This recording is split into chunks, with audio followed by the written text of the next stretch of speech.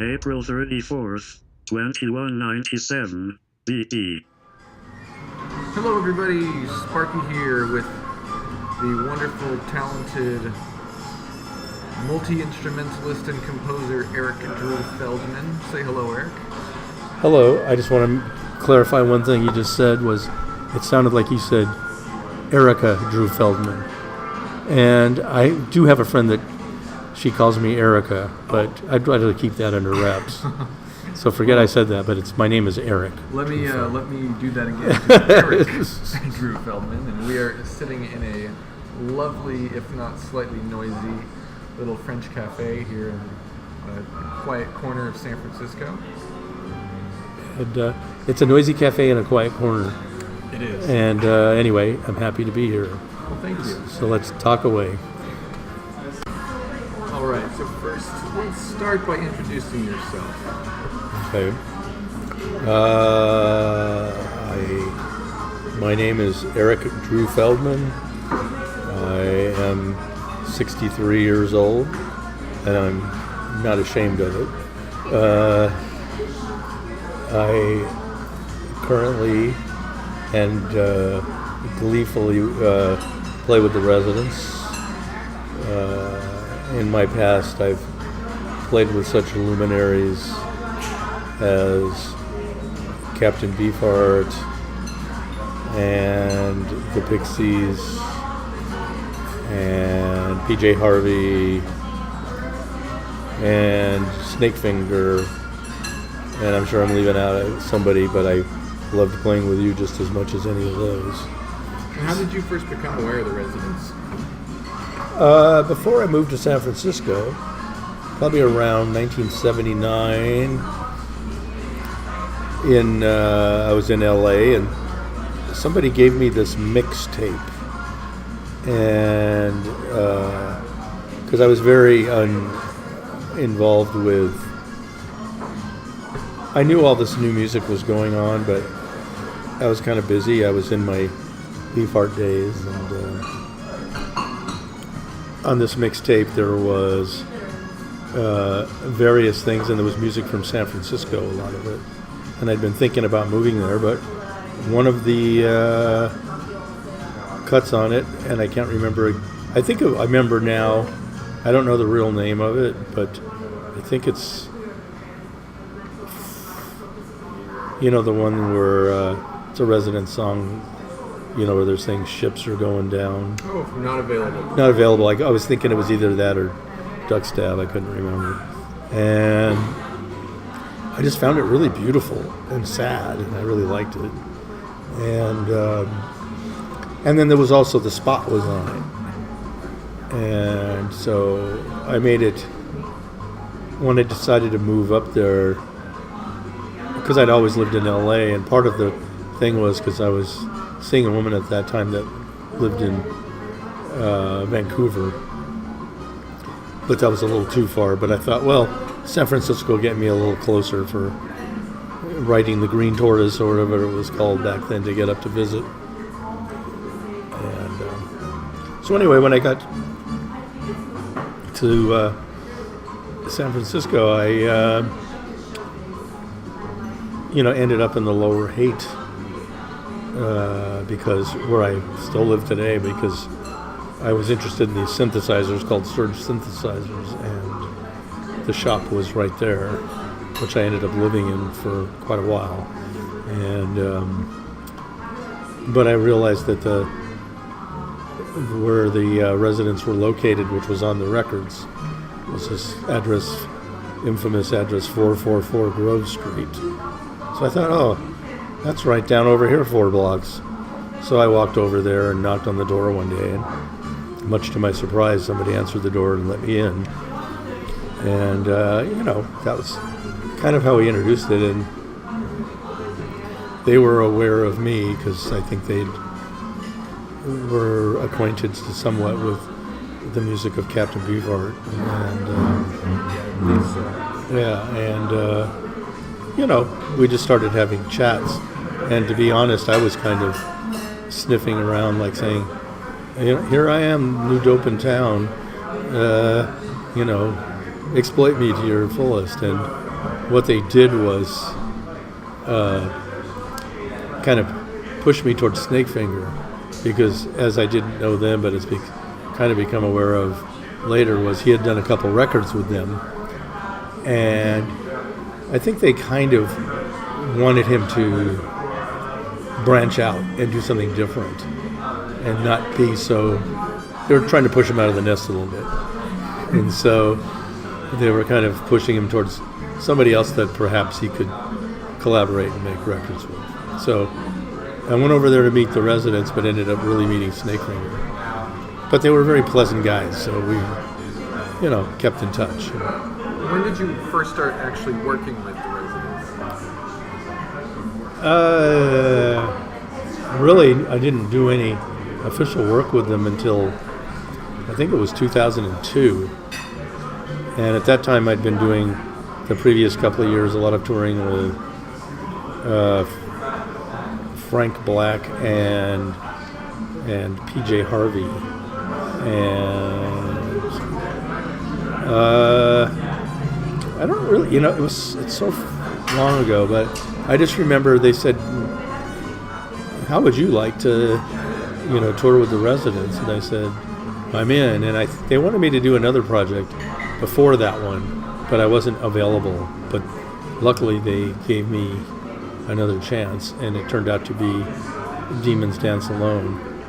But it was really just to play live, which I really enjoy doing, but I'd much rather be part of the recording process. Just put, pee in every corner, sort of. So, on that note, describe your current involvement with the residents. Well, that started on a similar note as in 2002 or 2001 or whatever, when they actually called me. They said I was sort of given this spiel that Charles Bobuck was kind of getting through with touring, and he didn't really want to do that anymore. And would I be interested in doing that? And interestingly, my fascination over the years with the residents, though I didn't know it at the beginning, had a lot to do with the work of Mr. Hardy Fox. And so I was sort of slightly disappointed that he wouldn't be part of what I was doing. I'd be, kind of doing replacing him in a sense. Yeah. And I always made it very clear that it was, which was not up to me, but there was always room for him if he wanted to do something. And for like half of that touring, but it ended up he was still touring. He was like doing other things like stage sort of setup and lights and all this stuff on the first half of the Demons Dance Alone shows. And I quite enjoyed doing that. Well, I liked the result. It was my first experience with playing incognito, and it's never particularly that much fun doing that. It just, it's a little claustrophobic and all that.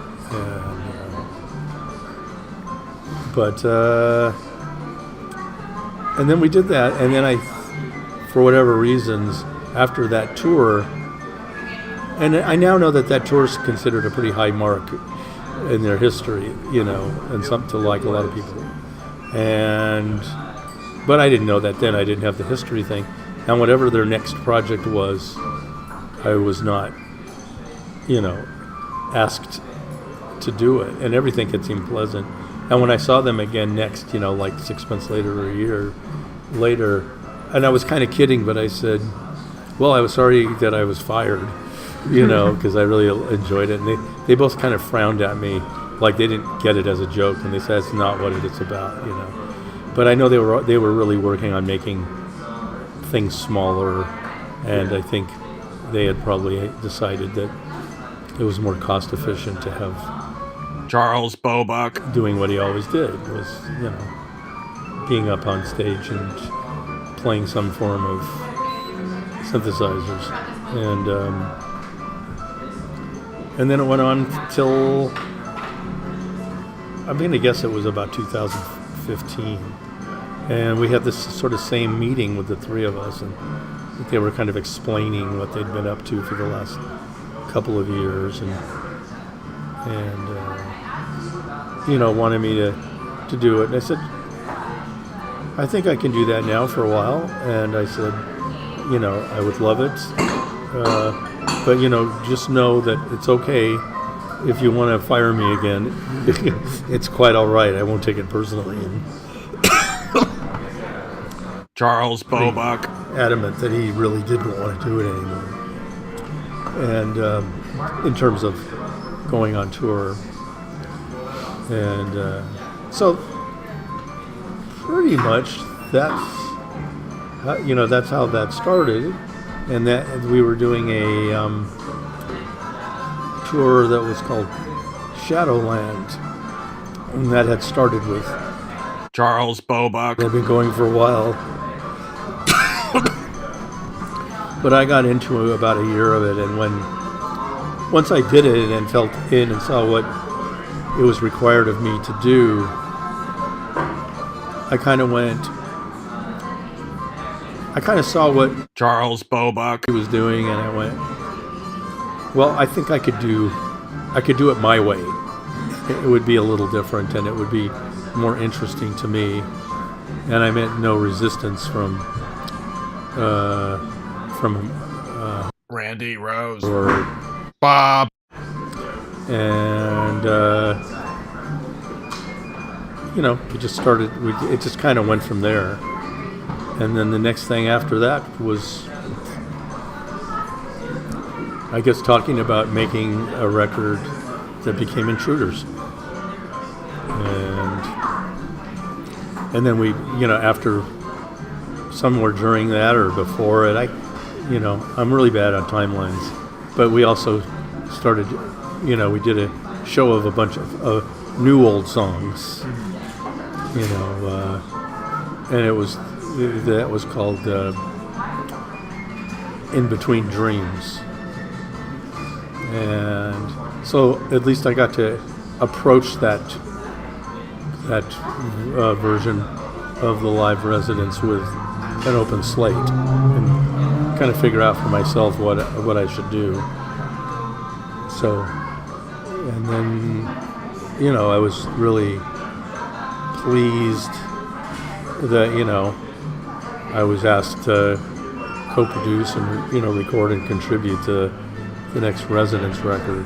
I think I did this one song, Randy Rose called me one day and said, hey, I have to, the residents have to do this song for this artist in France, and he's got an exhibit at the Pompidou or something, and I've sort of got a song here. It was a song called Doors, and he sent me a demo of it, and I got some multi-tracks of it, and saved a little bit of it and re-recorded it, and it was a blast. It sounded and he liked it, and we sent it to this guy, and so we were kind of on the way. And then the next thing was starting to do songs from that became Intruders. So speaking of Intruders, this is a very unique album, and on it we hear... Oh, sorry. Of course. Here's my... and then we'll go there. But I knew there was something like, oh, this is too pat. There was a record in between that was called The Ghost of Hope. That is correct. Because I was thinking, I know I've done more than just... Intruders to me is still current almost. And even though it's been done for almost a year. Ghost of Hope, which some of the tracks had been started by, they were all kind of started by Randy Rose Charles Bobuck. Had worked on some of them, and some he hadn't, and so I was still kind of wasn't sure of my ground and what the parameters were, and wasn't stepping on somebody's feet and blah blah blah. But I could pretty much tell by then Charles Bobuck. that interested in being part of it. So, but we managed to get a record done. And a great one at that. I thought it was really interesting. I realized that it's not. I think a lot of people are. I don't know. I don't know how much people really liked it, but I think it's really good. It's really tone poemy, and I think the idea of the lyrics, if you're gonna call them that, are all from old newspaper accounts. Is it's pretty brilliant, and it's. There's certainly nothing else like it out there. Yeah, and so. And musically, it's a really unique album that kind of goes, takes you on a train ride, so to speak. Yeah. It kind of hits numerous genres, but still stays a little more period at the same time, but still being very ghostly and spooky, like only the Residents can do. Which is a place where, in my own way, I kind of live too. And slightly down dark caves and stuff. So, and I found it really fun to kind of, butt heads with some of Charles Bobuck. tracks and, to figure out what was important. And I was adding things on them. And, at the beginning I was like, oh, is this okay? I was afraid it's just like putting a mustache on the Mona Lisa or something. And but nobody complained, So we just continued on, and that's when I kind of realized, Charles Bobuck. he's sort of in his mind, he's just moved on, and so it was okay. I was just really, at first I was trying to deal with both of them, and then I was just dealing with Randy Rose. So, on Intruders, we hear familiar voice, we hear very familiar guitar, but everything else sounds very fresh and new. What was your role, and how did you contribute in the creation of Intruders? Well, only in the sense that I didn't have any other than some fairly rough demos from Randy Rose. The Charles Bobuck. element was completely non-existent at this point. So it was more open, and I felt more confident in this world. So, and I also listened, and just judging from the past on numerous records of theirs, they always had guest players, and I was always kind of going, not that it really matters, but trying to find out, like, who am I in this? Am I a resident, or am I a guest player? And because they always made jokes out of it, but they were happy to, as they put it, I always think it was kind of a joke, but exploit my presence. Like, I said at least 10 or 15 more people will know who you are, and therefore guests, I just knew some of the musicians that I know that I thought could be part of this, and literally it's just, I always like the sound of the female vocals on some of their songs. Mm-hmm. And they've always found such unique and powerful female vocals, going back from the very beginning. Sure. And I'm never sure now, exactly whose voice was who. I mean, I know Lori Amat was on things, and I was familiar with her, but I don't know which voices she were. I always thought some of them were, but I don't know that, was she was a wife of Resident. Named Resident wife. And I always just went, that must be Resident wife. singing, but I don't know. They didn't really talk about it. And then for a long time, before even the Residents, I was a Carla Fabrizio fan, and she was a friend around town. And But anyway, I just Incredibly talented lady. yes, very impressive, intimidatingly talented, and so that was it. But just.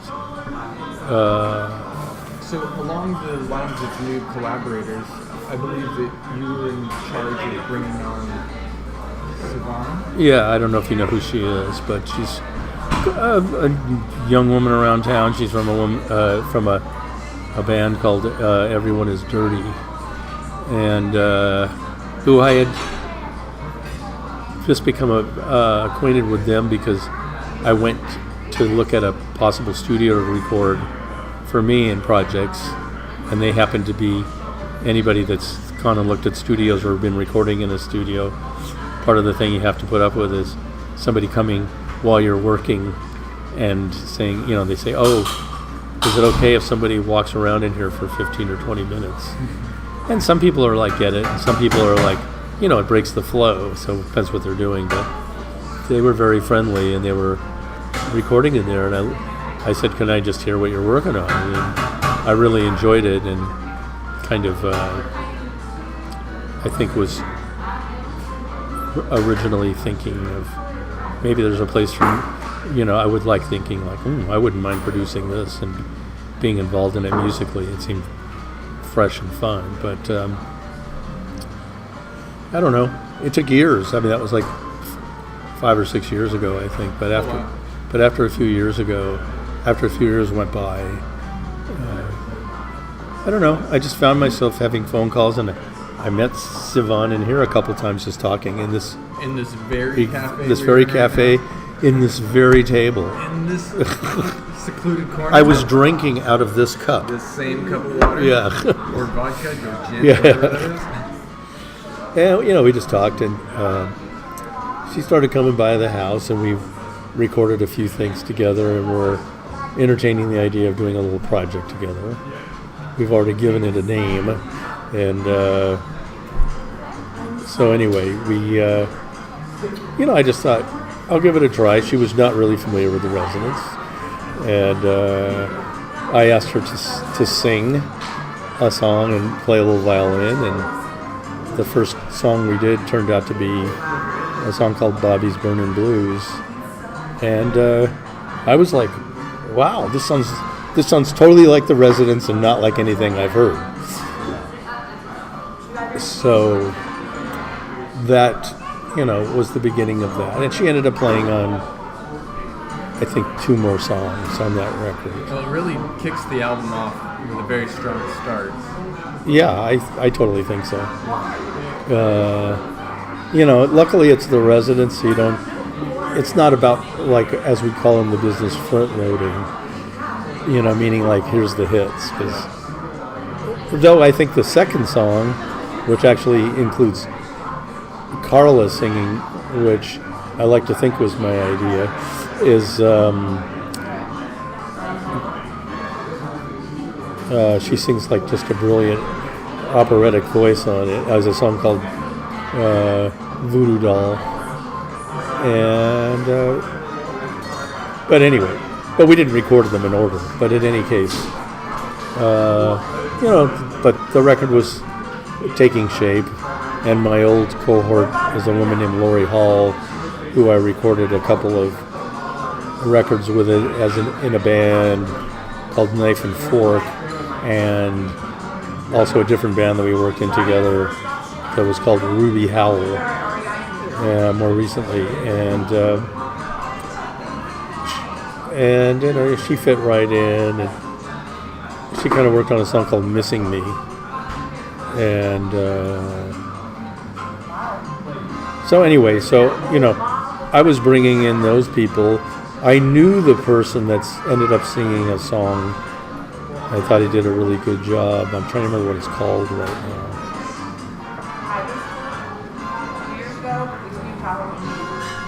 I know it's the first song on side 2, but and it's a guy named Peter Whitehead sang that. He's a British gentleman who I kind of know around San Francisco.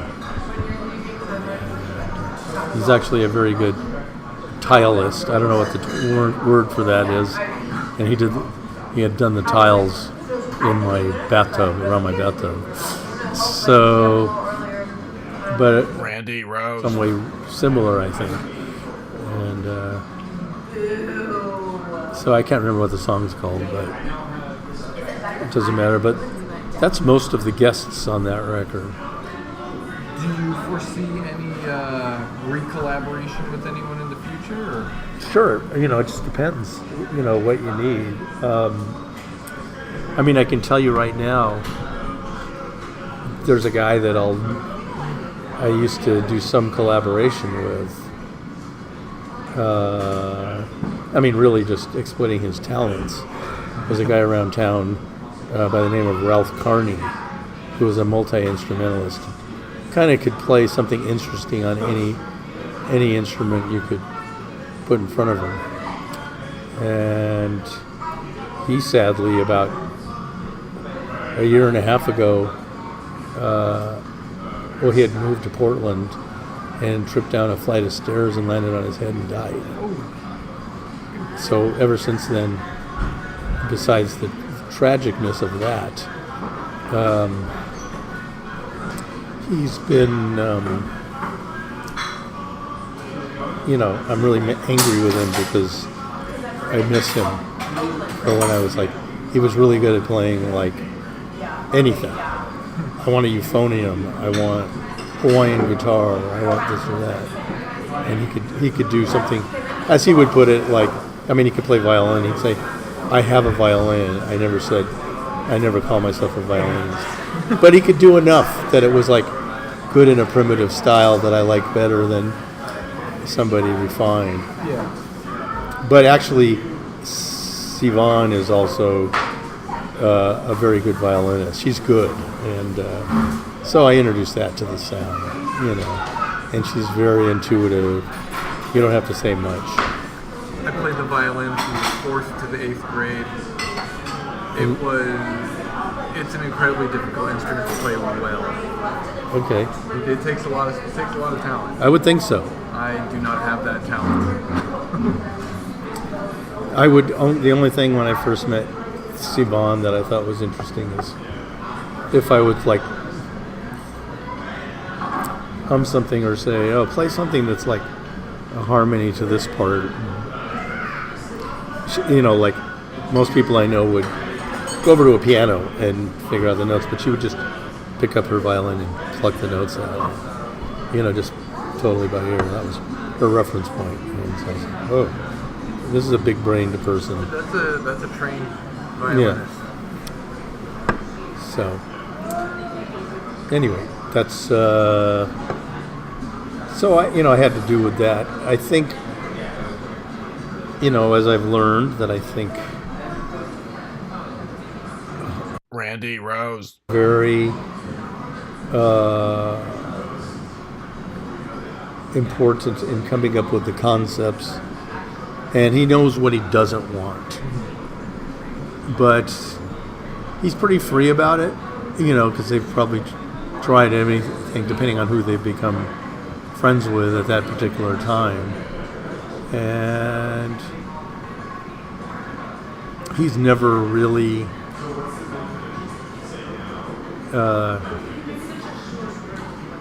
rejected any particular idea that I've had that way. I'm not sure that's going to work. He just went, oh yeah, that sounds pretty good. Okay.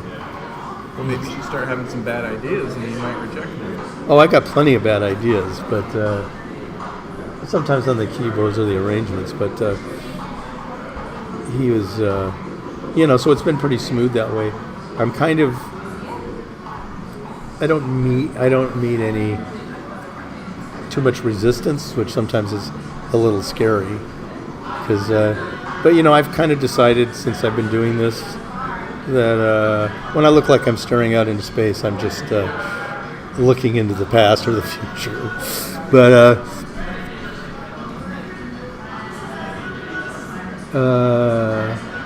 the resonance is a state of mind, and I think as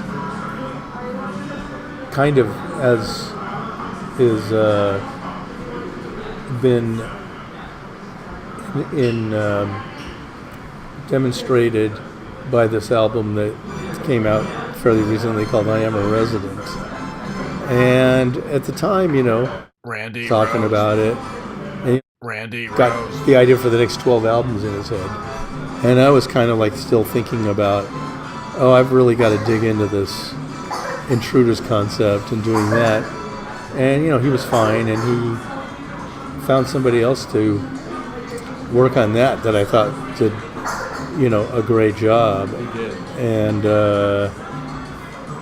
I feel like would have been more of a stretch for me in a way. And I learned some stuff from listening to that for sure. But,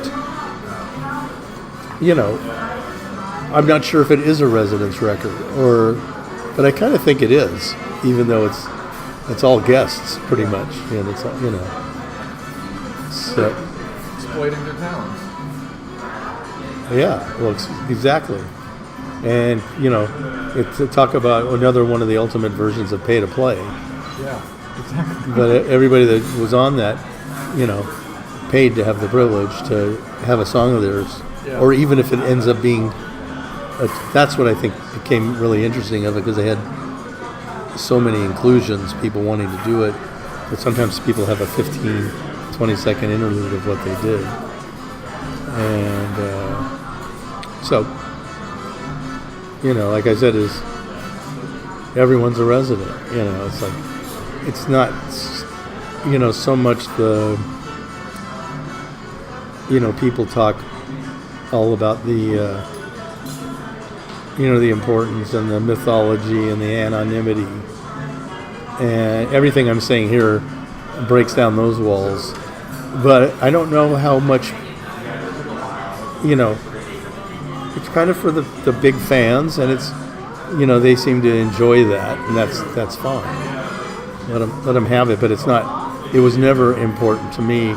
People always asked me, back in 1982, when I started playing with Philip, and I had a little bit of notoriety then already, they'd always ask me, who are the Residents? And I'd say, I could tell you, but it wouldn't mean a damn thing to you. They're not people that you know from anywhere. And they're just talented artists. And they'd say, oh, you mean so none of the Beatles are in it and all this stuff. And I would just laugh. And then have a really hard time separating the pop from the star from the art itself. Yeah. And not realizing that they don't matter. They don't need to be intertwined. I had this whole thing, a little, not monologue, but in an interview that I did for The Theory of Obscurity, that in an early cut was sort of the point, but I guess it wasn't very fun, was that I said that, I really said that right off. I said, it doesn't matter who the Residents are. It's not interesting. What's interesting is what they do. And the cloak of the anonymity, for them makes it easier for them to do it, apparently. But I said, that's not what's interesting about what they do, is who are they?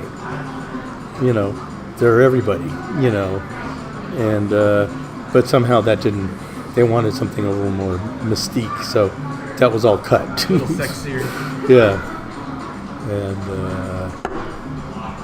because I never saw that cut, but I think Carla told me that she saw it and thought that was really good. Well,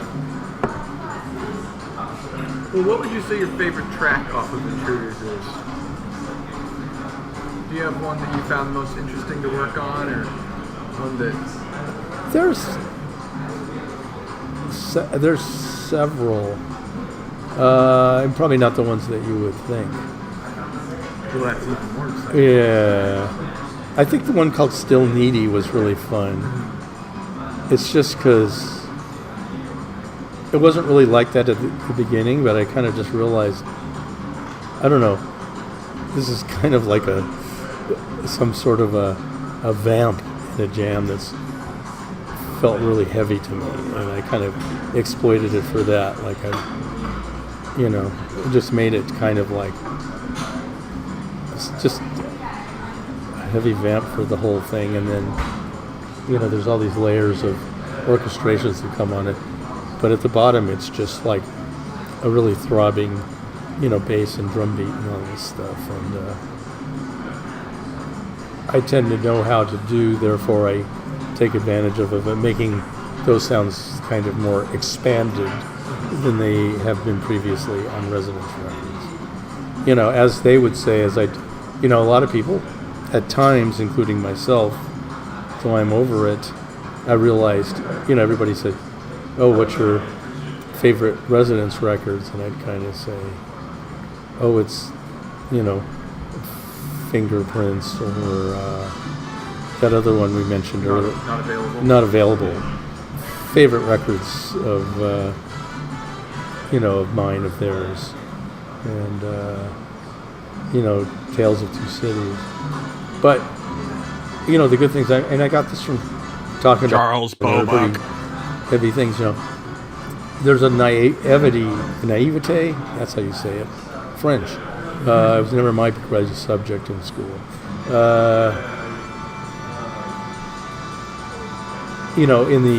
To me, in the approach of how they did it. And I'm not sure that I'm even accurate in saying that, but, it kind of did. They were just, wow, we have a 4-track tape recorder or a 2-track tape recorder, and they figured out how to use it. And nobody told them that you shouldn't do this. Yeah. And what we are blessed with is a great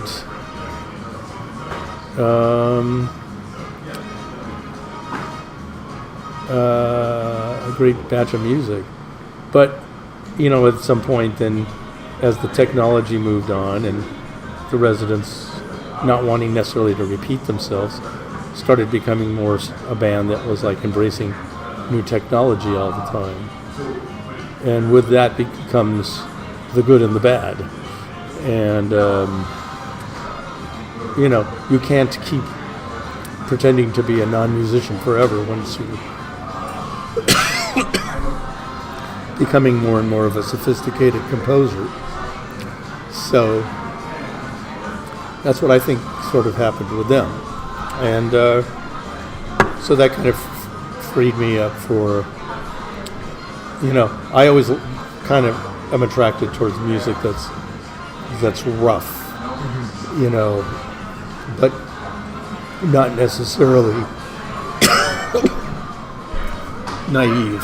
Yeah. So I kind of feel that I can bring that to it at a certain. Yeah, the residents from their earliest days through current have always had very sophisticated compositions. They might not be classically trained musicians, but the ideas, the understanding of what sounds good, be it to the Western ear or not, that foundation's always been there. Hi, good to see you. Good. So.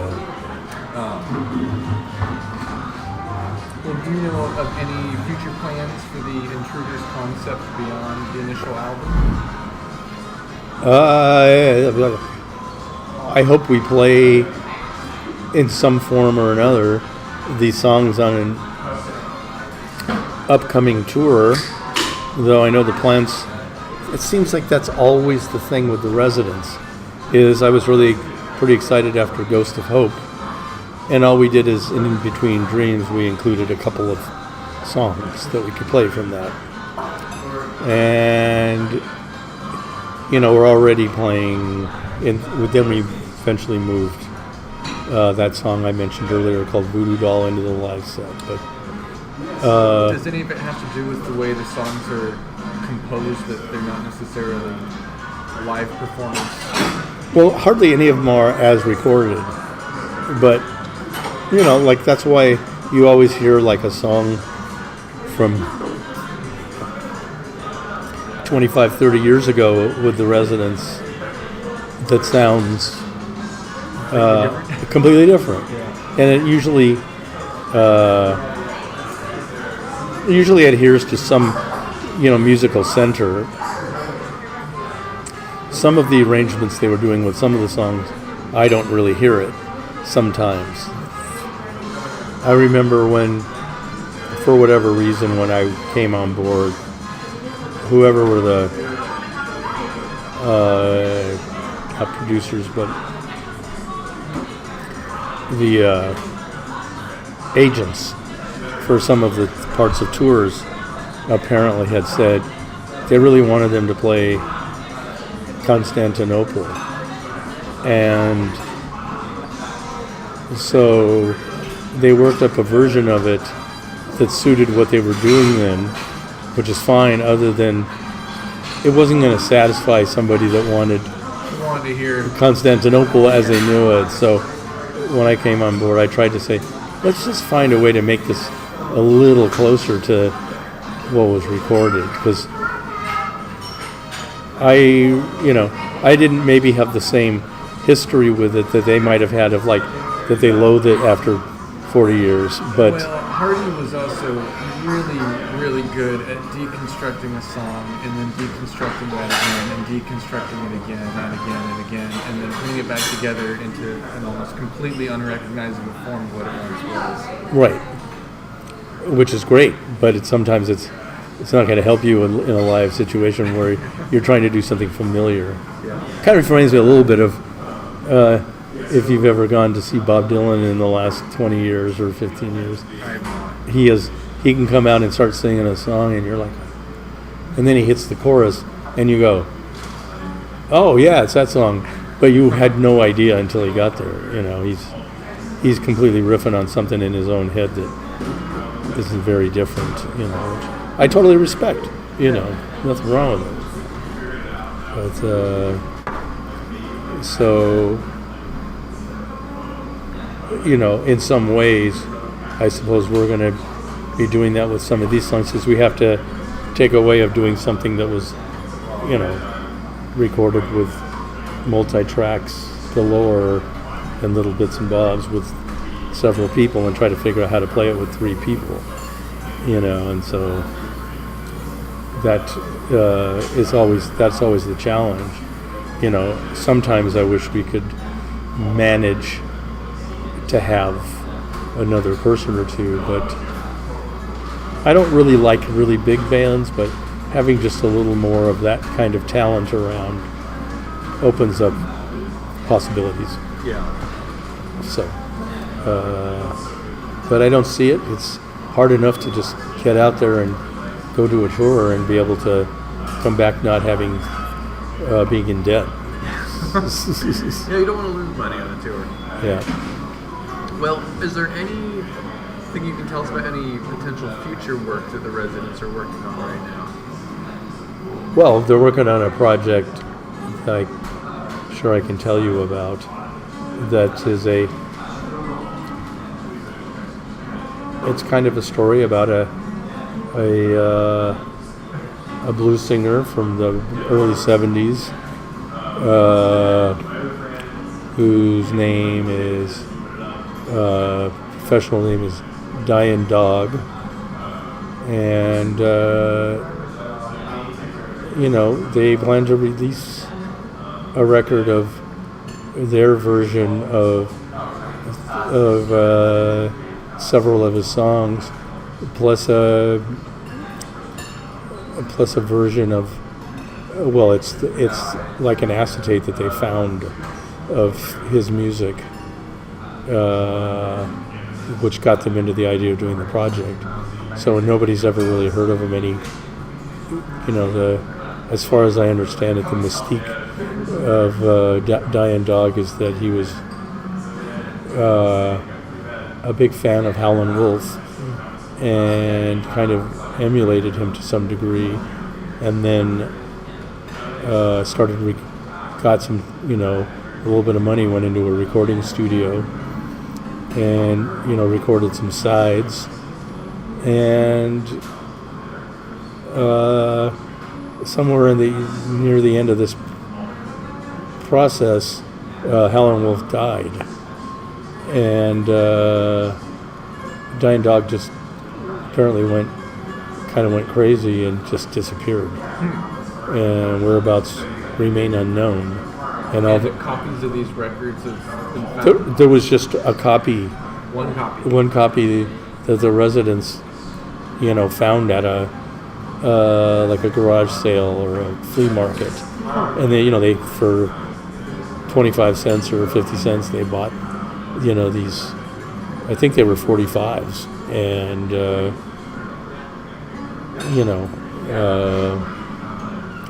listened to them and found them really interesting. And so the residents are going to Release those. Release those, and then versions of their interpretations of his songs. Well, that'll be interesting. Yeah. Does that have a potential time window as far as when? Late 2019 or 2020, at least for the for releasing the the release of his versions. Okay. And then there's a tour that's planned for them. That's why what I was going on saying, things are always behind and ahead of themselves. I think there was an idea that they should do a tour of playing the album. Oh man, what's wrong with me? What's the one that was re-released on CD as Undisclosed Project. a tour? I think that's going to be a two halves with an intermission with Undisclosed Project. 2019 or 2020 and some Dyin Dog stuff. So these things are always subject to change, but that's, as I understand it now. If any other group in the history of music that's subject to change, that's the Residents. But that's what we've kind of are working towards right now. Is making the Residents versions of Alvin Snow's music, and we'll see what happens. Well, now we've got some important questions. I'm an Aries. That was actually the second question. The first one is, what is your favorite ice cream flavor? Coffee. Favorite mainstream pop song from any point in time? Oh, come on. I mean, you think that's a light. That is really hard for me to... What does pop mean, by the way? Narrow that down. We'll narrow pop down to top 40 radio.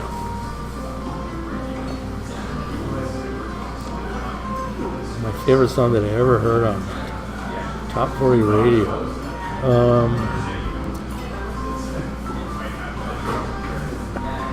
See, I have so many dozens and hundreds of songs that are just below top 40 Okay, that I how love. about, let's rephrase that, favorite guilty pleasure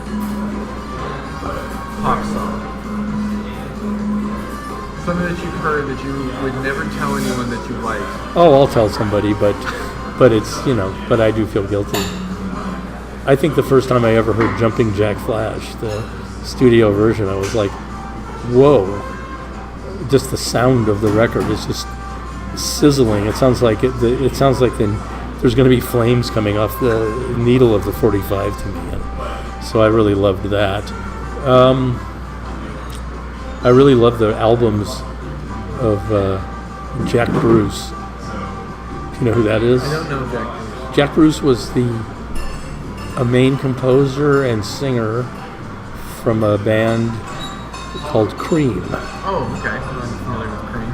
Yeah. And right after Cream, he did a few solo records that are... Did he recently pass away? Yeah, about... Years fly by now way too fast, so I don't know, but it was like maybe 4 years ago. Yeah. And one of my great regrets is I did see them when I was about 12 or 13, and the opportunity did arise to fly to New York to see them when they did these... Reunion? Yeah, and I really wanted to do it and was trying to talk a buddy into it, and he kind of said, okay, but it was that kind of a project that before you could think about doing it, it was sold out. And the original prices of tickets were probably like $800, so it was always out of my range, and then they were going to be $8,000, so plus a plane ticket to New York. So I bailed. I'm trying to think. There was also a band that I grew up because they were sort of in the same neighborhood as me, a band called Spirit that I loved, and their first 4 albums are amongst, the closest to my heart. And, I learned and have exploited and extracted so much from what they were all doing that I could be sued. And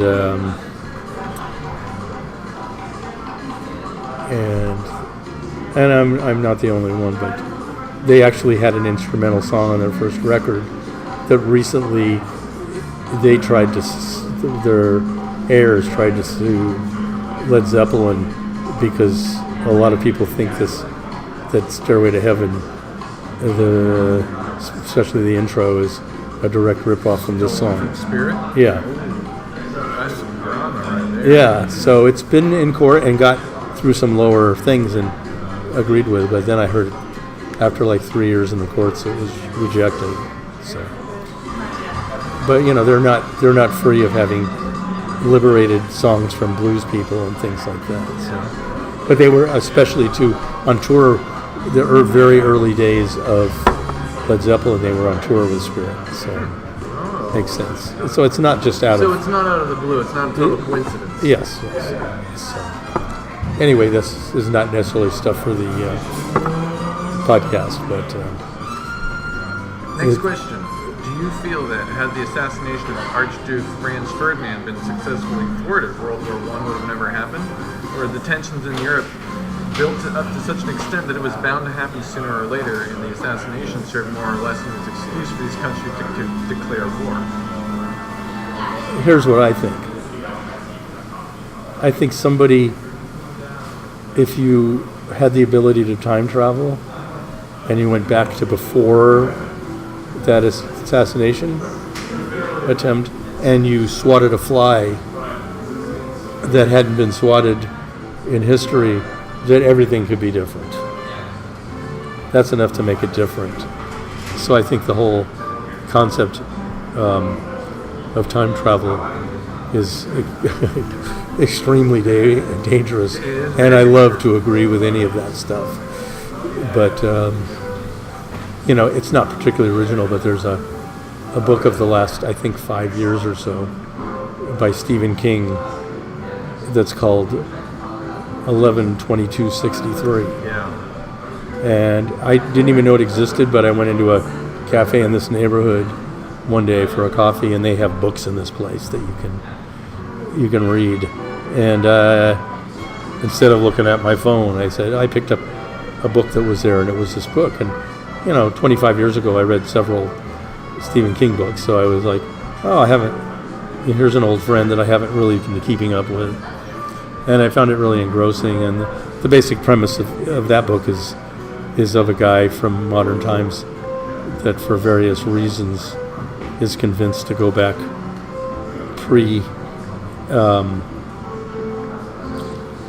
pre-Kennedy assassination and try to change it. And he's successful. And being successful, comes back, and the present is not the present that he left, and it's so different and so horrible that he's forced to go back again and to make sure that which is so against his grain, but to make sure that Lee Harvey Oswald is successful. It's an interesting premise for a yarn. So last question. Do you believe in aliens? I see no reason not to believe in aliens. Sure. Why would we be? We're just a little speck of sand in this whole thing. Why would be the only speck of sand with what we like to call sentient beings? I think that it just makes sense. I haven't seen true evidence of it. I'm not somebody that's. I've had my UFO experiences to have them be proven to not be real. You know, the closest one, once I was down in La Jolla, California, working on a soundtrack for a play down there, and I was asleep one night, and I woke up like with a start, totally like what seems fake, but there was the sound of engines in front of outside of my condo windows where I was staying, so that if you screamed, you couldn't hear yourself scream, and really bright lights flashing, and that went on for 5 minutes or whatever, and I was kind of terrified. I was like, sitting, I was in the bed that I was sleeping in this place was kind of a mattress on the floor, and I sat up and my back was against the wall and I had the covers around me, and I said, I kind of waited it out, and this is the part that made me the next day. And then I went back to sleep. And what always seemed weird to me, as I explained this to anybody, was why didn't I get up and look outside the window? But it was so loud and so terrifying that I think I was just viscerally couldn't move. I was really, and then I decided after the fact that it was a dream. But I was, in the theater a couple days later, and, on a break I heard some of the actors sitting around talking about the noise from a couple of nights before around the place where we were staying. And I kind of went up to them and I said, Tuesday night? And they said, yeah. And, everybody explained their experience, which was a variation of mine. And I said, well, I think there was something, because here's my version of it. Or the next day or days later, there was an article in the local newspaper saying that a naval plane, one of these huge planes that carries nothing but fuel, that was full, got lost in the fog and was flying over this residential area in... Sure it was. Yeah, and they said it was at an altitude of less than 1,000 feet. And if it was true, and I mean, if it had happened, it would have been one of those accidents that, so many tens of thousands of people would have been crucified. Yeah. But anyway, so that was that. So I went, okay, there it goes, explained away. And it was like on page 19 of the front section of the paper, because I think there were all these people going, what did you do? Was that a UFO? And... So then the news had to put something out. Yeah, so that came out. Quell the fears. Yeah, I've never feared about it. I've worked with this guy, Black Francis, a lot. He's written a lot of songs about UFOs and experiences. And supposedly when he was a baby, his mom and her husband at the time, took him to this thing where there was a really close sighting, and he was there and all this. That's the closest they've been able to figure out why he's always had this direct fascination with it. Well, Eric, before I let you go, is there anything else you want to tell us? Anything that you want to plug? Any upcoming projects you're working on? Well, I'm only going to say is it's only in very early stages, and I hope I have some other way to keep you informed of this, but myself and the redoubtable Sivan Lion Cub, that's her real name, that I mentioned earlier, we've been doing some collaborations, and at this point we've decided to call our project Puff Horse. Puff Horse. Which is a train reference. That's an old word for in fact, on an old Beefheart song he says, the old Puff Horse was just pulling through. So anyway, it just came to us. We tried about 1 million names. I said, because that's, when you decide you're going to start a band or a project, you have to have a name. I got the best name in the world, of course. Yeah. Well, when Puff Horse comes out with, I'll let you you know. let me know and we'll get it on this podcast. Yeah. Yeah, or we have a few songs even before it's out. Because we have a couple things started. Yeah, I hope we've talked enough about... Make it work. The only thing I'm going to do... Here, let's say our goodbyes first. Okay. Well, thank you very much, Eric. It's been a pleasure. It's a pleasure for me. Once you get me going, you can't shut me up. So... Well, until next time, we really appreciate you hanging with us. Okay, well, thank you much.